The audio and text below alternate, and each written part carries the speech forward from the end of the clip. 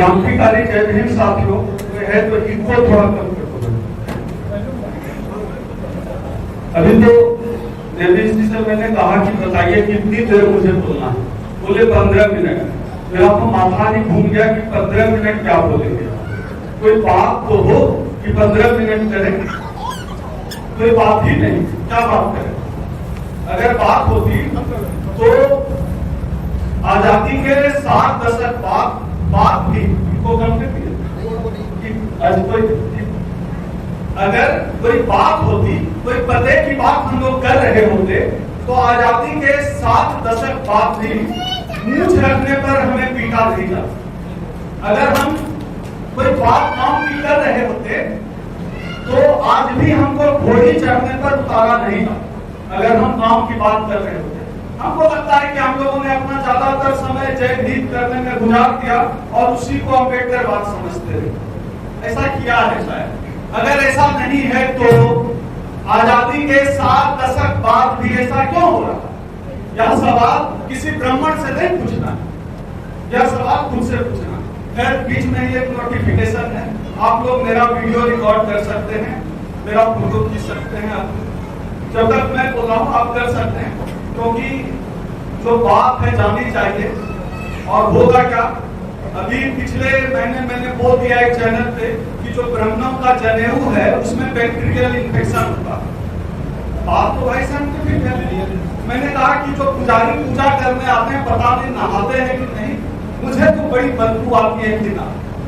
तो अखिल भारतीय ब्राह्मण महासभा ने भोपाल में मेरे ऊपर मुकदमा किया है और आपको जानकर अच्छा लगेगा कि ये मेरे ऊपर 24वां मुकदमा। इससे पहले 23 ये लोग कर चुके थे मुकदमा, ये 2 दर्जन पूरा हो गया। तो इस मंच के माध्यम से मैं अखिल भारतीय ब्राह्मण महासभा को धन्यवाद देना चाहता हूँ कि आपने 2 दर्जन पूरे कर दिए मेरे ऊपर मुकदमा। तो वीडियो चलाइए और ये डिस्क्लेमर भी मैं जो कह रहा हूँ मेरी अपनी बात है, किसी भी तरह की कानूनी कार्रवाई मेरे ऊपर दर्ज की जाए और आयोजक इससे मुक्त। मैंने जो बात की साथियों वो कितनी छोटी सी बात थी कि जनेऊ में बैक्टीरियल इन्फेक्शन होता है। अगर आपको मेरी बात से जिसको यकीन नहीं है या जो इत्तेफाक नहीं लगते हैं, मेडिकल जांच करवाएं कि हम सही कर रहे हैं या गलत कर रहे हैं।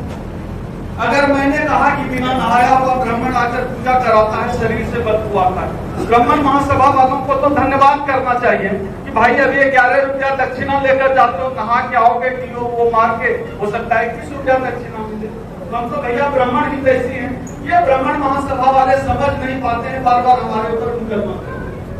बहरहाल साथियों, एक ऐसे दौर में जहां सच कह दे अगर कोई दलित तो वो देशद्रोही है, अगर कोई मुसलमान सच कह दे तो वो आतंकवादी है, और अगर कोई आदिवासी सच कह देता है तो उसको कह देते हैं नक्सली है।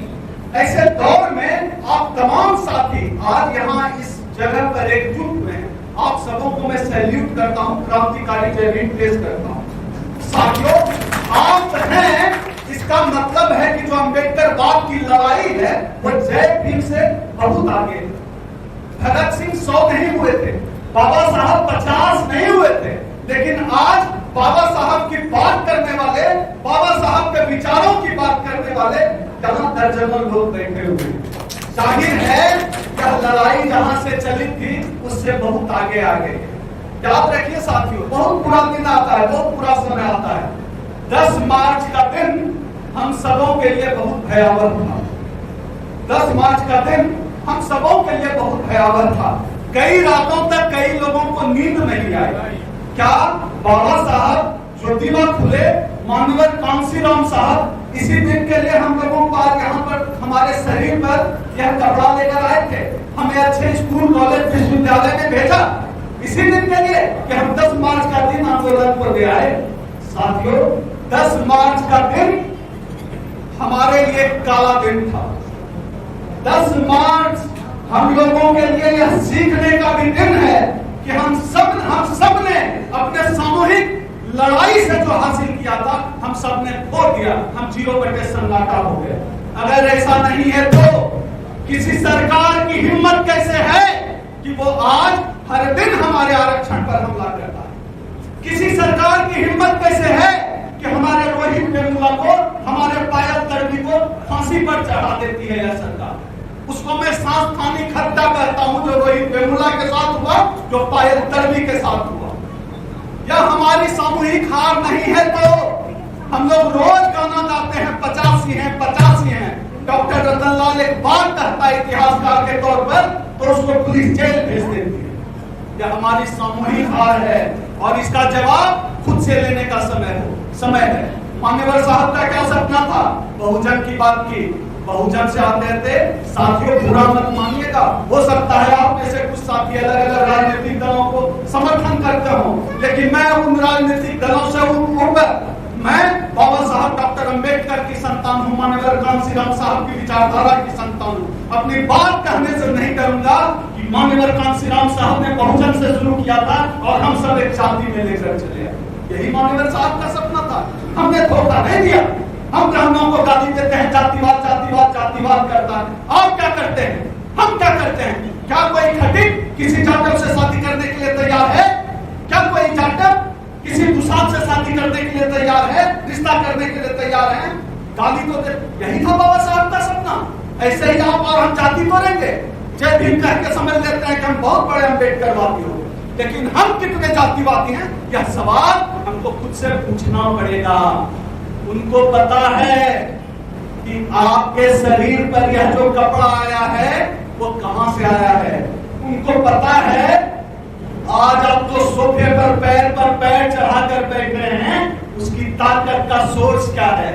उनको पता है कि आज आप 4 पहिए गाड़ी पर चलते हैं उसकी वजह क्या है। आपको पता नहीं है, लेकिन सवर्णों को पता है। ये सब आपके अंदर आए हैं आरक्षण की वजह से। आप नहीं समझ रहे हैं, हम नहीं समझ रहे हैं। हम तो जाति को बंद करने में लगे हुए हैं। चार्टर सभा, पासवान सभा, चमार सभा, डोम सभा किए जा रहे हैं और रिजल्ट क्या हुआ? सब कुछ चला गया, सब खो दिया हमने। हक का सवाल, भागीदारी का सवाल, आरक्षण का सवाल पीछे रह गया और जातीय अस्मिता आगे आ गई। यह हम लोगों के बीच की बात है, इसलिए मैं बात आपसे कह सकता हूं। और अगर नहीं करूंगा तो मैं बाबा साहब के विचारों के साथ बेईमानी करूंगा। अगर 10 मार्च के बाद भी हम लोग नहीं चेते तो हम डिजर्व करते हैं कि हमारे गले में फिर से हरिया लटका दो और कमर में फिर से झाड़ू ना। जागना पड़ेगा साथ में। 10 मार्च का काला दिन, हर दिन याद रखिए कि हम सब ने क्या खो दिया है, क्या ताकत खो दी है हम सब ने। उस ताकत को हासिल करना है तो फिर से आरक्षण के सवाल पर आना होगा, फिर से भागीदारी के सवाल पर आना पड़ेगा और कोई रास्ता नहीं है। खूब हम लोग लग पे मिलना है। ये अभी बहुत साथी इसमें से हैं, बोले उदित राज जी मेरे बारे में पूछ रहे हैं, कौन है भैया परिषद उदित राज जी बारे में। अरे यार ये क्या कर रहे हैं आप? मैं परिषद का राष्ट्रीय महासचिव हूँ। मैं कांसेप्ट के कार्यक्रम में जाता हूँ, वहां मेश्राम जी से मेरे अच्छे संबंध है। अभी 10 दिन 15 दिन पहले मैं मिलकर आया हूँ। चंद्रशेखर आजाद मेरा बहुत अच्छा दोस्त है। भाई नहीं लगेंगे तो होगा कैसे? एक कॉमन मिनिमम प्रोग्राम, मैं भी इसी से बात हो रही थी फोन पर। इन्होंने कहा कि सबको साथ होना पड़ेगा। हमने कहा कि कॉमन मिनिमम प्रोग्राम बने। आपकी हमारी राजनीतिक महत्वाकांक्षा हो सकती है, लेकिन मिशन से समझौता नहीं कर सकते। अगर बात आरक्षण बचाने की हो, बात निजीकरण के खिलाफ लड़ने की हो, तो हमको एक साथ आना पड़ेगा। कोई रास्ता नहीं है। ये जो कहावत सुनी थी ना कि परछाई से छूटा जाता है, वह दिन दूर नहीं साथियों। आ गया है मोटा मोटी। हम लोग वापस मनुस्मृति के दौर में मोटा मोटी पहुंच गए हैं। ऐसा नहीं कि दूर है, पहुंच गए हैं हम लोग। और ये हमारी कमजोरियां हैं। मैं आज जब आपसे बात कर रहा हूं, बहुत लोग डरते हैं, मैं नहीं डरता। शुरू में था मेरे पर 24 मुकदमे, मैं जुडिशियरी पर भी बात करता हूं। मैं कहता हूं भारत की न्यायपालिका आरक्षण विरोधी है। मैं अपनी बात साबित कर सकता हूं। भारत में जो जज हैं, जज चाहे सुप्रीम कोर्ट का जज तो नहीं, जातिवादी है। मैं ये कहता हूँ, टंके की चोट पर कहता हूँ, रिकॉर्ड करके सुप्रीम कोर्ट को टैग कर दीजिए ट्विटर पर कि भारत की न्यायपालिका जातिवादी है। भारत के जो जज हैं वो बेईमान जातिवादी। इस बात से किसको इतराज? जो सच है ये सच है, इसका भुगतान। मैं कहता हूँ भारत की मीडिया जातिवादी। हम लोग कहती कैसे कहें? हम लोगों ने तो घर में खुद ही तो आरएसएस का एजेंट अपने घर में बिठा रखा है, एक है टीवी और एक है बाप। तो आरएसएस का एजेंट है ना, हम लोग अपने घर में रखे आरएसएस के एजेंट। मैं हमेशा कहता हूँ भारत का जो अखबार है, खासतौर पे हिंदी अखबार बीमार हो गया है। भारत का अखबार बीमार हो गया है और जो टीवी है उसको टीबी हो गया है, उसको बचिए। डिस्कवरी चैनल देखिए, कपिल शर्मा का शो देखिए, भाभी जी घर पर है देखिए, न्यूज चैनल पर देखिए, जो लोग देखना मुंह के बैठ जाते हैं टीवी के साथ। वो आपको खराब कर रहा है, वो आपको नष्ट कर रहा है। भारत का मीडिया बहुजनों के साथ नहीं है, बहुजनों के खिलाफ है। अगर मीडिया कहे कि दिन है, आप समझ लीजिए जरूर रात होगी। कितना बेईमान है इसके बाद के बेईमान, इसको समझना पड़ेगा, इसको फैलाना पड़ेगा। और अब जवाब की ओर जाना पड़ेगा। जितने लोग हैं प्रबुद्ध जन बैठे हुए, सवाल सबको पता है। मैंने ऐसी कोई एक बात नई बात कह दी हो, एक भी नई बात नहीं है। हो सकता है जो बात मैं कह रहा हूं, मैं थोड़ा जोर से बोल रहा हूं, आपको भी वो बात पता, अभी वो बात कोई नई बात नहीं है। लेकिन नई बात यह है कि इसके खिलाफ साथ लड़ने का मंत्र दे रहा है। आने वाले 18 और 19 जून, 18 और 19 जून याद रखिएगा, 18 और 19 जून को हम दिल्ली के कॉन्स्टिट्यूशन क्लब में ईवीएम की बेईमानी के खिलाफ, ईवीएम की धांधली के खिलाफ, निजीकरण के खिलाफ और आरक्षण बचाने के लिए एक बड़ा 2 दिवसीय कन्वेंशन करने जा रहे हैं 18 और 19 जून। अभी मैं अपना मोबाइल नंबर यहीं से बोल दूंगा। मैंने नेमी जी को कहा था, नेमी जी से ज्यादा उत्साही व्यक्ति तो मुझे मिला ही नहीं। कमाल के क्रांतिकारी साथी हैं। इतना कुछ हो जाने के बावजूद भी नेमी जी जिस तरह से प्रयास कर रहे हैं, आप समझिए तभी हम लोग बचे हैं ऐसे लोगों की वजह से। मैं अभी थोड़ी देर में अपनी बात 2-3 मिनट और बोल सकता हूँ। मैं 2-3 मिनट में अपनी बात कह के अपना मोबाइल नंबर भी बता दूंगा। जो लोग भाग लेना चाहते हैं हमारे कार्यक्रम में, उसमें सब लोग आए, सबके लिए हम व्यवस्था करेंगे, सबका स्वागत है। क्योंकि आरक्षण बचाने की लड़ाई केवल डॉक्टर ओम सुधा की नहीं, केवल नैमी जी की लड़ाई नहीं है। आज आपके शरीर पर अच्छे कपड़े हैं, खुद से पूछ कर देखिए, अगर आरक्षण खत्म हो गया तो आपका बच्चा मॉल में सेल्समैन भी नहीं बनेगा। याद रखिए इस बात। मैं चेतावनी देकर जा रहा हूं, अगर साथ मिलकर नहीं लड़े, आपका बच्चा सेल्समैन भी नहीं बनने जा रहा। मास्टर, सिपाही, दरोगा, आईएएस में क्या हुआ सबको पता है, लेटरल एंट्री, सीधे आईएएस बनाए जा रहे हैं। अब आईएएस की परीक्षा भी सुरक्षित नहीं रही।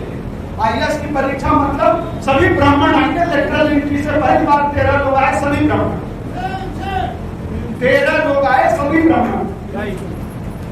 आईएएस मतलब जैसे पहले हम लोग होता था कि कोई मास्टर भी होता था तो पढ़ा लेता था, अपने बच्चों को अपना पेट काट के, अपना खून जला के दिल्ली तैयारी मुखर्जी नगर भेज देते थे। अब उसका समय भी खत्म हो गया। थोड़ी एसएससी की बहाली नहीं आ रही। पिछले 47 सालों में देश कितना बेरोजगार थी। पिछले 47 साल में देश की बेरोजगारी दर 47 साल में सबसे उच्च स्तर पे। देश की जीडीपी -27%। ये ऑफिशियल भारत सरकार का है। हम ऐसे देश में रह रहे हैं। इस देश में तो क्रांति हो जानी चाहिए। मुर्दों का देश है। माइनस में जीडीपी, बेरोजगारी दर कितने। अभी हमारे अंकित भाई, अंकित प्रधान जी दिल्ली से आए, हमारे बलराम चंद्र जी हमारे प्रदेश अध्यक्ष हैं, रामचंद्र जी आए हुए हैं। हम लोग अभी चर्चा कर रहे थे तो अंकित जी बता रहे थे कि जो मध्य प्रदेश का जो मुख्यमंत्री है उसने अभी 1 सप्ताह पहले ट्वीट किया था कि मेरा बेटा जो है अमेरिका में LLM की उपाधि के हम नहीं जा पाए। सोच कर देखिए मैं कहाँ बात कर रहा हूँ। शिवराज सिंह चौहान का बेटा अमेरिका में LLM करेगा और दलित पिछड़ा का बेटा जाके तहसील खोलेगा। ये देश है।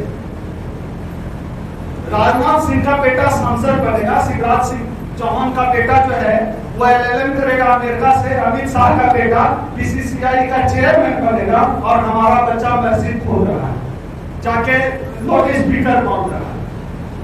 इस खेल को आप समझते हैं, इस खेल को समाज में लेकर जाना पड़ेगा और जब समाज की लड़ाई हो एकजुट होकर करना पड़ेगा। अभी बहुत सारे साथी इसमें से ऐसे हैं जिन्होंने मेरा कोई वीडियो देखा बिहार का, रतनलाल जी, डॉक्टर रतनलाल जी का मामला पता होगा बहुत से साथियों को। उन्होंने एक ट्वीट कर दिया, शिवलिंग के नाम से लोग एक पत्थर को जो प्रचारित कर रहे हैं उसके नाम से, तो रतनलाल जी पे तैयार कर दिया, नेक्स्ट हो गए। और उसी दिल्ली नेक्स्ट हो गए डॉक्टर रतनलाल, उसी दिल्ली में doctor Ritu Singh Dayal Singh DRC college की प्रोफेसर थी, उनके साथ वहां की भूमिहार सबर प्रिंसिपल सविता राय ने उनके साथ भेदभाव किया, FIR तक नहीं लिखा गया। डॉक्टर रितु सिंह दलित समाज की लड़की, PhD होल्डर, दिल्ली यूनिवर्सिटी की प्रोफेसर लगी और उसका FIR तक नहीं लिया। 1.5 साल तक उस लड़की ने, उस प्रोफेसर ने कानूनी लड़ाई लड़ी। डॉक्टर रितु सिंह ने अभी 3 दिन पहले FIR हुआ है डॉक्टर सविता राय, 4-5 दिन हुए और अब तक उसकी गिरफ्तारी नहीं हुई है, जबकि उसके ऊपर CID भी लगा। ऐसी स्थिति में अगर मैं इस देश की न्यायपालिका को जातिवादी कहूं तो हम गलत हैं या सही? आप बताइए। देश की न्यायपालिका जातिवादी है? कहना चाहिए। तो हमने देश की न्यायपालिका को जातिवादी कर, अब जिनको मुकदमा करना है कर। मुझे बहुत लोग कहते हैं कि हम समाज के लिए करते हैं, समाज के लिए करते हैं, समाज कुछ नहीं देगा, हम इसके एकदम खिलाफ हैं। हमको लगता है कि समाज के लिए 1 करो तो समाज 10 देगा। अगर हम इस लड़ाई को लड़ रहे हैं, आज मिशन के लिए लड़ रहे हैं, मेरे ऊपर मुकदमे हो रहे हैं, हमको विश्वास है कि अगर हम जेल गए तो समाज मेरा पेट करेगा। हमको यकीन इस बात का, हम नमक खराब नहीं, हमको पता है हमारा समाज पे सोसाइटी चमकता है। एक बार फिर मुझे लगता है 15 मिनट का समय पूरा हो गया, मेरे पास तो नया बात होता है नहीं। जब 2-3 बार तो मैं बोल चुका हूँ कई जगह की, नहीं बोल पाएंगे क्योंकि कोई नई बात नहीं है। मुझे लगता है सारे प्रबुद्ध जन हैं, मेरा मोबाइल नंबर नोट कर लीजिए, सब निकाल लीजिए, मैं बता दूंगा, एक साथ ज्यादा बेहतर होगा। और व्हाट्सएप पे अपना नाम और आग्रह लिख कर भेज देंगे तो मैं खुद से ही सेव कर दूंगा। 8789 लिख लीजिए तो निकल जाएंगे, 8789 3255 95। फिर से नोट कर लीजिए, 8789 3255 95। हो गया? डॉक्टर ओम सुधा। अब मैं 1 मिनट में 8789 3255 95। अब मैं साथियों अब 1 मिनट में अपनी बात खत्म करता हूँ, फिर एक और मीटिंग हमारी परिसंघ की मुझे जाना पड़ेगा, संगठन की मीटिंग। साथियों बड़ा हिंदू बनाने का दौर चल रहा है, बड़ा हिंदू बनाने का दौर चल रहा है साथियों।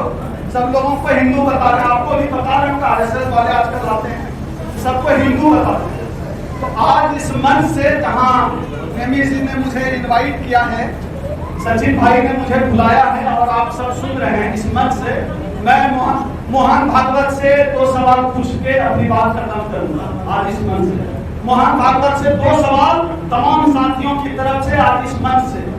अगर सभी हिंदू हैं तो आज तक RSS का चीफ कोई दलित क्यों नहीं बना? क्यों नहीं बना? अगर सभी हिंदू हैं तो RSS का चीफ कोई यादव, कोई रीत, कोई क्यों नहीं?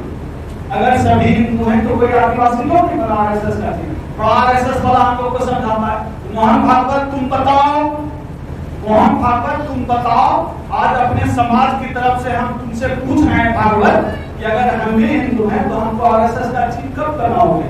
सवाल नंबर 2, मोहन भागवत, मोदी और तमाम हिंदूवादी संगठन हमको बताओ कि अगर सभी हिंदू हैं तो RSS ब्राह्मणों और यादव, खटीक, तुषार, मेहतर, वाल्मीकि सबकी सामूहिक शादी का कार्यक्रम कब चलाएगा? कोई डेट दे दो भागवत, कोई डेट दे दो हिंदू संगठन वालों, अगर हम भी हिंदू हैं तो हमको इंतजार है। एक आखिरी सवाल, अगर सभी हिंदू हैं तो आज तक आरक्षण के खिलाफ कोई मुसलमान क्यों नहीं आया? आज तक आरक्षण के खिलाफ ब्राह्मण या कोई सवर्ण क्यों खड़ा होता है? आज तक किसी मुसलमान ने किसी दलित को घोड़ी से नहीं उतारा, आरक्षण के खिलाफ कोई मुसलमान नहीं आया।